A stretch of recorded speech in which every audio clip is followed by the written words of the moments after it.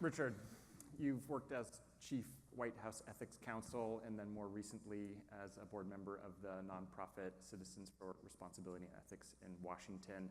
You're now running for U.S. Senate in Minnesota. I want to ask you about what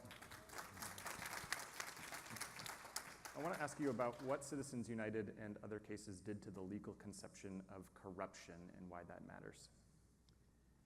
Well, we've had a problem with corruption for a long time. President Theodore Roosevelt spoke about the corporate interests dominating both the bosses of the Republican Party and the bosses of the Democratic Party. And I don't think too much has changed. And that's very unfortunate. Citizens United is part of a trend of judicial activism by the United States Supreme Court in this arena going back to the 1970s and the Buckley versus Vallejo decision. This shouldn't be a partisan issue. Voters across the political spectrum should be extremely angry. Even Barry Goldwater was strongly opposed to what the Supreme Court was doing in the 1970s, didn't live to see the debacle of Citizens United. But this takes democracy away from the people and puts both of the major political parties in the hands of big business and whoever has the money to influence politics. Voters are discouraged, younger voters disengaged.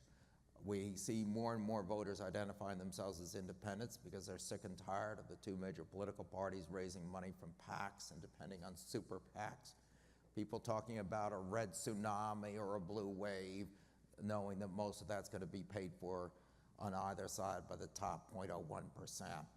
We have no idea whether the people who are funding these elections are even Americans. The examples the commissioner brought up were American citizens, some of them quite honorable people, Mike Bloomberg in particular, there, but it's still at the top 0.01% in the United States, but we have no idea who funds these 501c4 organizations that have been blessed by the Citizens United opinion because those organizations don't disclose who their donors are.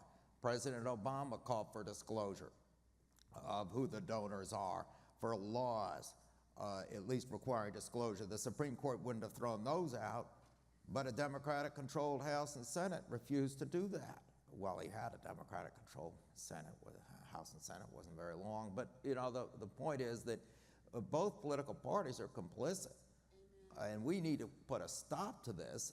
The voters are increasingly becoming angry at what's going on, and angry voters make some very bad decisions. Oh yeah. I remember going up to New Hampshire in February 2016, giving a speech about this and trying to warn people. It was right before the primary about how we could be really angry about Citizens United and corruption in this country, and we should be. And there was a lot of corruption in the Weimar Republic in Germany too in the 1920s, leading up to the 1932 and 33 elections, but they didn't make a good decision. And that's the risk we face in our democracy, that if we don't fix this and we don't involve everybody, voters are going to start to look to totalitarian candidates. And we're experimenting with it this time with Donald Trump. But we'll probably be rid of him at some point. But this is going to happen again. It's going to be a far right, not a far left authoritarian, because voters are not going to trust democracy. And that's the most tragic part of this. We've got to fix it now.